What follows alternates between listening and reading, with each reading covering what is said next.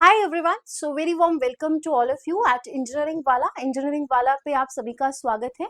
SSC JE non tech के लिए हम कैसे प्रिपेयर कर सकते हैं, इसके बारे में हम आज बात करने वाले हैं। जेई का जो नॉन टेक है ये काफ़ी इंपॉर्टेंट पार्ट है। जितना आपका टेक्निकल सब्जेक्ट इंपॉर्टेंट है उतना ही एसएससी जेई का नॉन टेक भी इंपॉर्टेंट है, क्योंकि विदाउट नॉन टेक आप सीबीटी फर्स्ट क्लियर नहीं कर सकते। तो ये जो 100 मार्क्स हैं इसके लिए आपको अच्छे से प्रिपरेशन करनी पड़ेगी। ना चाहते हुए भी आपको हर एक चीज़ के ऊपर फोकस करना पड़ेगा। और ये सिलेबस इतना वास्ट है कि बच्चे को समझ में ही नहीं आता है कि वो कहाँ से स्टार्ट करे और कैसे इसको कवर अप करे। तो अगर आपको नॉन टेक में दिक्कत आती है और आप अच्छा स्कोर करना चाहते हो तो इस वीडियो को एंड तक देखना। आई एम श्योरली कि आप रिग्रेट जो है वो नहीं करोगे। तो जब हम एसएससी जेई नॉन टेक के बारे में बात करते हैं तो नॉन टेक में हमारे पास आते हैं जैसे कि general awareness, reasoning, general science. ठीक है, जनरल अवेयरनेस, जनरल साइंस हो गया एंड रीजनिंग आती है हमारी मेनली, जिसमें अगर आप देखोगे जो रीजनिंग का पार्ट है वो रीजनिंग एंड जनरल इंटेलिजेंस वो आपका 50 मार्क्स का है। एंड जीके और जीएस, जीके एंड जीएस में आपकी एक है जनरल अवेयरनेस और एक है जनरल साइंस। ये दो सब्जेक्ट्स आपके आ जाते हैं जो कितने मार्क्स के हैं, 50 मार्क्स के। तो टोटल हमारे पास 100 क्वेश्चंस होते हैं जो हमें सॉल्व करने होते हैं। तो सबसे पहले हम बात करते हैं एसएससी जेई के नॉन टेक की जनरल अवेयरनेस के बारे में। देखो, जनरल नॉलेज में क्या क्या चीजें आती हैं, जैसे कि Indian polity, Indian economy, history में आती है ancient history, medieval history, modern history. Geography में इंडिया की ज्योग्राफी पूछी जाती है, वर्ल्ड की ज्योग्राफी पूछी जाती है। इन्वायरमेंट एंड इकोलॉजी बहुत ही बेसिक से क्वेश्चंस आते हैं और ये जनरल साइंस का ही पार्ट आते हैं। देन रीजनिंग में आती है verbal and non verbal. Current affairs आपको आते हैं। कंप्यूटर अवेयरनेस कभी कभार एक आधा क्वेश्चन आ जाएगा, बट वैसे अब नहीं आता है तो हम इसको इंक्लूड जो है वो आपका नहीं करेंगे। ठीक है, तो कंप्यूटर अवेयरनेस आपका पार्ट नहीं है, इसको मैं आपका जो है मिटे देती हूँ। ये बाय मिस्टेक आई थिंक लिखा गया है। उसके बाद मिसलेनियस क्वेश्चंस आते हैं, वो आपके करंट अफेयर्स के पार्ट से हैं। तो ये आपका प्रॉपर एक सिलेबस है। अब इस सिलेबस को हम कवर कैसे कर सकते हैं इसके बारे में बात करते हैं। तो सबसे पहले मैं यहाँ पर जो सेशन लेना चाहूंगी, मतलब जो आपका इंपॉर्टेंट सब्जेक्ट लेना चाहूंगी, क्वेश्चंस बनेंगे कैसे। आप सपोज करो कि आपका 50 मार्क्स का जो है मतलब 50 क्वेश्चन आने हैं 50 मार्क्स के। तो कैसे एग्जामिनर इसको बनाते हैं, फॉर एग्जाम्पल जैसे एग्जामिनर ने जो इंडियन पॉलिटी है उससे 3 क्वेश्चंस पूछ लिए, हिस्ट्री से एग्जामिनर ने जो है 3 से 4 क्वेश्चंस पूछ लिए, जनरल साइंस में फिजिक्स, केमिस्ट्री, बायो, फिजिक्स से सपोज करो 3 क्वेश्चन, केमिस्ट्री से 2 क्वेश्चन, बायो के क्वेश्चन पूछ ले 5। ये जस्ट मैं आपको बता रही हूँ। कोई भी आपको ये नहीं बता सकता कि कितने क्वेश्चंस हर एक सब्जेक्ट से आएंगे। कि ऐसा भी हो सकता है कि एग्जाम में जो है फिजिक्स से ज्यादा आ जाए, केमिस्ट्री से कम आ जाए, बायो से ज्यादा आ जाए। ठीक है, no one can tell you, क्योंकि ये एग्जामिनर के ऊपर निर्भर करता है। हमें अपना सिलेबस सारा कंप्लीट करना पड़ेगा, बट फिर भी प्रायोरिटी जो है आपको जो है दोनों सब्जेक्ट को साथ लेकर चलना है। जनरल साइंस के भी अच्छे खासे क्वेश्चन आते हैं, मतलब आप अगर को 50 में से, तो पहले अगर पेपर्स हम देखें तो 25 तक क्वेश्चंस भी आए हैं, 20 तक क्वेश्चंस भी आए हैं, और इस बार का जो लास्ट ईयर रहा है उसमें से 15 क्वेश्चंस लगभग एवरेज जो है रही है। सो ऐसे आपका पेपर बनता है। तो इतना बड़ा सिलेबस है, it's a very vast syllabus. Indian polity है, हिस्ट्री की 3 कैटेगरीज है, कैसे इसको प्रिपेयर करोगे। एक मैं आपको ना ओवरव्यू देती हूँ कि आपका टाइम टेबल जो है कैसे बनना चाहिए। तो सबसे पहले तो देखो, यहाँ पर हमारे पास आता है कि हमारी जो ये स्ट्रैटेजी है ये 60 डेज की स्ट्रैटेजी है। ठीक है, तो यहाँ पर हम एक पहले फेज में, यानी कि जो हमारे 30 डेज है, पहले 30 डेज हमारा जो फोकस रहेगा वो ये रहेगा कि हम हर सब्जेक्ट का एक फाउंडेशन तैयार करें। फाउंडेशन का मतलब क्या होता है, मैंने पॉलिटी को उठाया और जितने भी उसके 10-12 इंपॉर्टेंट चैप्टर है उसको पढ़ा। फॉर एग्जाम्पल हिस्टोरिकल बैकग्राउंड से क्वेश्चन आते हैं, पीएम, प्रेसिडेंट, ठीक है, आपको गवर्नर से क्वेश्चन आ जाएगा, सुप्रीम कोर्ट से क्वेश्चन आ जाएगा, हाई कोर्ट से क्वेश्चन आ जाएगा, फंडामेंटल राइट से, फंडामेंटल ड्यूटी से, ऐसे जो क्वेश्चंस हमेशा से एसएससी पूछता आ रहा है। तो उन टॉपिक्स को मैं सबसे पहले पढ़ूंगी। कैसे पढ़ूंगी, क्या मुझे एक दिन में पढ़ना है, क्या मुझे उसको 7 दिन में कवर करना है, कैसे करना है, एक एग्जाम्पल देती हूँ। फॉर एग्जाम्पल आपने पहले 3 दिन जो है पॉलिटी उठाई और उसमें आपने कॉन्स्टिट्यूशन के बारे में पढ़ा, उसमें आपने प्रेम्बल के बारे में पढ़ा, फंडामेंटल राइट्स के बारे में पढ़ा। अगले 4 से 6 दिन फिर आपने पॉलिटी को उठाया, उसमें आपने DPSP, directive principle of the state policy, fundamental duties, president, PM, parliament, in topics के बारे में पढ़ा। तो आपने देखो लगभग 6 दिनों में हाफ ऑफ द पॉलिटी जो है वो कंप्लीट कर ली। और एक दिन में इतना पढ़ना कोई डिफिकल्ट भी नहीं है, यूट्यूब वीडियोस हैं, अच्छी बुक्स हैं, अच्छे कोर्सेज हैं जो आप लेकर आराम से इसको कवर अप कर सकते हो और अपने नोट्स बना सकते हो। ठीक है, अब आगे आए, आपने 7 से 8 दिन आपने इकोनॉमिक्स को दिए, 9 से 10 दिन आपने अगेन इकोनॉमिक्स को दिए। तो 7 से लेकर 3 दिन आपने इकोनॉमिक्स को दिए, जिसमें आपने +2 लेवल के इकोनॉमिक्स के सारे कॉन्सेप्ट्स को कवर अप कर लिया। ठीक, उसके बाद हमारे पास आती है 11 से 13, 14 से 16 आपने हिस्ट्री पढ़ी। सपोज करो 11 से 13 आपने एंशिएंट और मेडिवल हिस्ट्री को पढ़ा और 14 से 16 आपने मॉडर्न हिस्ट्री और फ्रीडम स्ट्रगल को पढ़ा। अब आप बच्चे पता क्या गलती करते हैं, बच्चे करते हैं कि पूरा महीना हिस्ट्री पढ़ते रहेंगे, पूरा महीना पॉलिटी पढ़ते रहेंगे। बच्चा आने तो 3 क्वेश्चंस हैं, उसी हिसाब से आपको कवर अप करना पड़ेगा, स्मार्टली कवर करना पड़ेगा। कौन से क्वेश्चंस आते हैं, कौन से क्वेश्चंस किन चैप्टर से क्वेश्चंस आते हैं, ये तुम्हें प्रीवियस ईयर क्वेश्चंस पेपर्स बताएंगे। तो ऐसे कि एसएससी के जितने भी प्रीवियस ईयर क्वेश्चंस हैं उनको देखो कि कैसे क्वेश्चंस वो पूछ रहा है, कौन से टॉपिक से सबसे ज्यादा पूछ रहा है, तो वही टॉपिक्स पहले उठाओ और उनको कवर अप करो। तो ऐसे आपने कवर करना स्टार्ट किया।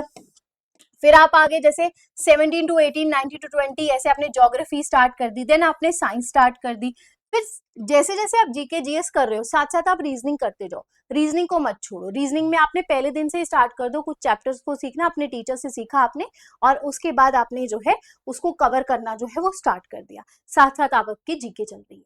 तो आप ऐसे अपने दिन को, डेज को डिवाइड कर सकते हो। जब आप अपने डेज को डिवाइड करोगे कि इन दिनों में मुझे पॉलिटी कवर करनी है, इन दिनों में मुझे ज्योग्राफी कवर करनी है, इन दिनों में मुझे हिस्ट्री कवर करनी है, तो आप इजिली एसएससी जेईई की तैयारी जो है वो कर सकते हो। बट अगर आप रेदर देन बहुत ज्यादा सिलेबस को फैला के रखोगे, पूरा आपका एक्शन नहीं होगा, तो आपका सिलेबस कंप्लीट होने वाला नहीं है, ये आप लिख के ले लीजिए।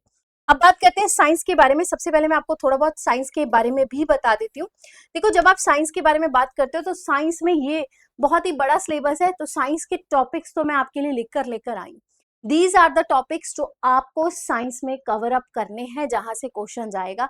ये कवर अप करने हैं, चाहे आप कहो कि मैम ने पूरा सिलेबस लिख दिया है, चाहे आप कहो कि यार ये इतना सारा सिलेबस है, you have to cover it. मतलब आपको बाय हार्ट कवर करना होगा। आरआरबी जेईई की भी आप तैयारी करोगे ही, तो आरआरबी जेईई में भी ये काम आ जाएगी। तो साइंस काफी अच्छा रोल प्ले करती है।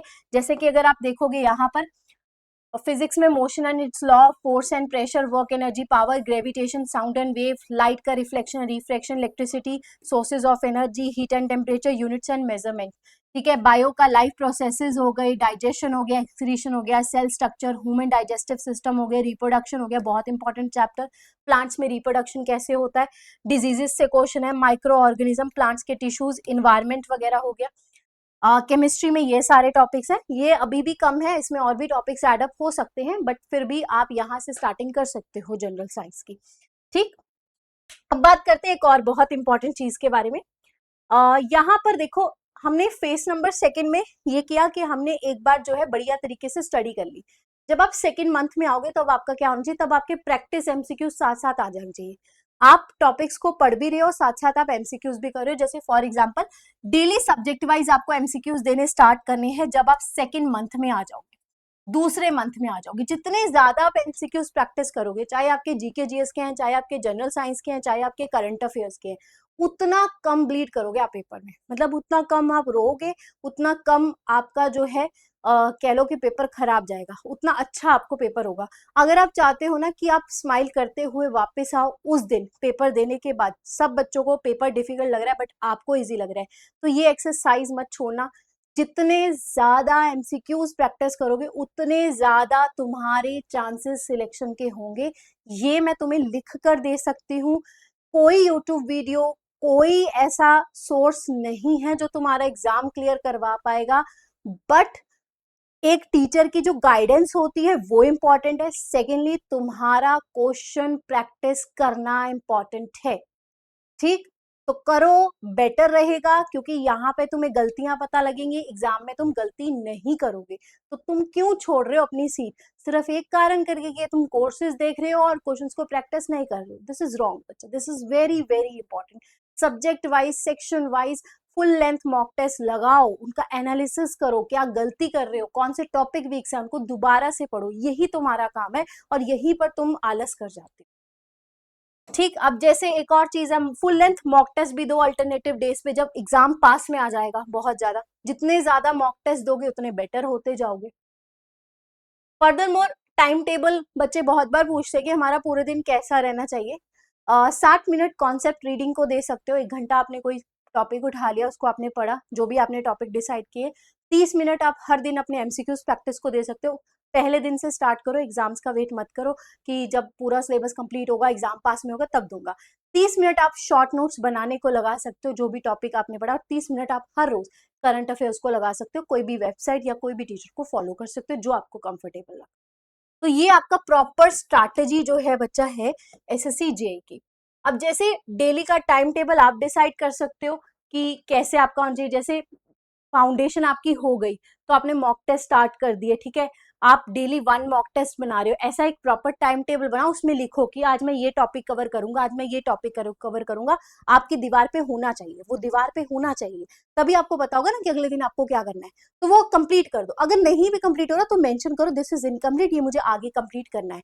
जब तक टॉपिक्स कंप्लीट नहीं होते कोई एक्सरसाइज और मत करो, नहीं बाहर जाना है आपको जब तक तुम्हारा टास्क कंप्लीट। जब टास्क कंप्लीट हो गया, नेटफ्लिक्स देखो, मूवी देखो, जिधर मर्जी जाओ, बट अपना टास्क को कंप्लीट करो। ये आपका ऐसा होना चाहिए, नेगोशिएबल नहीं होना चाहिए कि आप नेगोशिएट कर रहे हो कि यार नहीं हुआ चलो कोई बात नहीं कल कर लेंगे। तो अगर आप ऐसा कर रहे हो तो यहाँ पर आपकी सबसे बड़ी दिक्कत है कि आप अपनी जॉब को छोड़ रहे हो। तो आपके लिए जॉब इंपॉर्टेंट नहीं है, आपके लिए बाकी सारी चीजें इंपॉर्टेंट है, ये आप सोच के चलना। ठीक, तो ये ऐसे आपका जो है होना चाहिए। और यहाँ पे आप इंपॉर्टेंट सोर्सेज जो है, जैसे एनसीईआरटी साइंस के लिए रेफर कर सकते हो, एनसीईआरटी पॉलिटिक्स के लिए भी रेफर कर सकते हो, बट मैं कहूंगी अब तो बुक्स इतनी अच्छी आ गई, सोर्सेज इतने अच्छे आ गए, आप शॉर्टकट थोड़ा यूज करो, स्टैंडर्ड बुक्स का इस्तेमाल करो, और मंथली करंट अफेयर्स की बुकलेट्स का भी आप यूज कर सकते हो। हमेशा एक्यूरेसी के ऊपर फोकस करो, स्पीड के ऊपर थोड़ा कम किया करो, पहले एक्यूरेसी पे आओ। हर सब्जेक्ट को अनटच मत छोड़ो कि किसी सब्जेक्ट को छेड़ा भी नहीं है, थोड़ा बहुत उसके बेसिक्स जो है वो करके जाओ। और 80% एसएससी के जो जीके के जेई के जीके मतलब एसएससी के जितने भी पेपर्स है ना, 10 साल में जितने भी पेपर्स क्वेश्चंस आए वही क्वेश्चंस आपको आपके पेपर में भी देखने को मिलेंगे, रिपीट होते हैं बच्चा, सेम ही कॉन्सेप्ट के ऊपर क्वेश्चंस होते हैं। तो प्रीवियस ईयर्स क्वेश्चंस देखो, बुकलेट्स लेकर आओ, जितने प्रीवियस ईयर्स क्वेश्चंस की प्रैक्टिस करोगे उतने बेटर होते जाओगे। उसके बाद यहाँ पर एक और बहुत चीज है, मैं आपको बताती हूँ। अगर आपको क्वेश्चंस की प्रैक्टिस स्टार्ट करनी है, आपको पता नहीं है कि कैसे प्रैक्टिस स्टार्ट करनी है, कोई सोर्स नहीं है, बट यू कैन डू। ये टेलीग्राम चैनल है, that is Yashika Tandon PW. इसके अगर आप फाइल सेक्शन में जाओगे ना, यहाँ पर नीचे बहुत सारे मॉक टेस्ट पड़े हैं। आप पहले मंथ में यहाँ से मॉक टेस्ट से शुरुआत कर सकते हो। इसमें one of the examiner favourite mock test आपको देखने को मिलेंगे, मतलब यहाँ पे बहुत सारी पीडीएफ सब आ चुकी हैं, तो बच्चों ने 100 मॉक टेस्ट पढ़े हैं, तो 1100 क्वेश्चंस के करीब है, यहीं से आप स्टार्ट कर सकते हो प्रैक्टिस करना जीके जीएस को। ठीक है, उसके बाद यहाँ पे बच्चे मेरे साथ कनेक्टेड रहते हैं, कोई भी उनको डाउट होता है वो भी यहाँ पर आपका रिजॉल्व हो जाता है, तो आप इसको जो है ज्वाइन कर सकते हो। This is a group Yashika Tandon PW, तो ये आपको ज्वाइन करना है। उसके बाद वन मोर थिंग, अगर आपको ऐसा लगता है दैट कि आप हमारे साथ, ठीक है, if you want to prepare with us, आप हमारे साथ जो है प्रिपेयर करना चाहते हो, तो आप हमारा पेड कोर्स भी ज्वाइन कर सकते हो। मैं आपको बता देती हूँ ताकि आपको नॉलेज हो। अगर हम पढ़ा रहे हैं तो आपका नॉलेज होना जरूरी है, but you can join our course also. Physics वाला के कोर्स में आप ज्वाइन कर सकते हो। जैसे आप ऑल कोर्सेज में जाओगे, पहले आपको सर्च करना है pw.live, तो आप AEJ की कैटेगरी में जाओगे, यहीं पर आपको हमारा एसएससी जेई का 2026 का सीबीटी फर्स्ट का क्रैश कोर्स भी मिलेगा। अब ये क्रैश कोर्स क्या है, ये आपका सिलेबस 30 डेज में कंप्लीट करवा देगा, 30 दिनों में, in a very short span of time. जिसको ऐसे चाहिए ना कि भाई मेरा सिलेबस जो है एक बार जल्दी से हो जाए, मैं 30-40 दिन में सिलेबस सारा कंप्लीट कर लूं, तो वो ये एसएससी जेई का क्रैश कोर्स जो है वो परचेज कर सकता है। इसका जो प्राइस रेट है वो 800 रुपया है, मतलब एक पिज्जा का प्राइस भी आजकल इतना होता है, एक रिचार्ज का प्राइस भी, आप परचेज इसको कर सकते हो, और डिस्काउंट ऑफर इसमें अच्छा लग रहा है। अगर आपको चाहिए कि भाई मुझे बढ़िया तरीके से आराम से कह लो कि करना है, तो यहाँ पे दूसरे भी बैचेस हैं। आप आगे के लिए अगर प्रिपरेशन कर रहे हो तो आप बाकी बैचेस को भी एक्सप्लोर कर सकते हो, वहां पर वो भी बैच है। जैसे अशोका बैच होता है, वो काफी मंथ्स में चलता है। बट अगर आप एसएससी जेई 2026 देने जा रहे हो तो you can enroll for the SSC JE 2026 का बैच, जो कि क्रैश कोर्स है। अब इसके बारे में मैं थोड़ा सा तुम्हें बता देती हूँ, if you want to know. अब ये बैच जो है 7 अप्रैल को स्टार्ट हो रहा है बच्चा, और 30 सितंबर 2026 तक ये खत्म हो जाएगा। नॉन टेक तो इसमें बहुत जल्दी खत्म हो रहा है, 1 महीने में हम काफी सारी चीजें इसमें करवा देंगे। जब आप जाओगे ना यहाँ पे शेड्यूल पे, तो आपको यहाँ पे सब में शेड्यूल्स वगैरह मिल जाएंगे। सारे टीचर्स हमारे वेल एक्सपीरियंस टीचर्स हैं, वही आपको इसमें पढ़ाएंगे। तो ये आपकी मर्जी है, बाकी मैं लिंक वगैरह लगवा दूंगी अगर आपको चाहिए होगा। सो आई होप आपको आज का सेशन जो है वो समझ में आया हो, एसएससी जेई का 2026 के हम कैसे तैयारी कर सकते हैं। तो thank you very much guys, have a great day, God bless you all.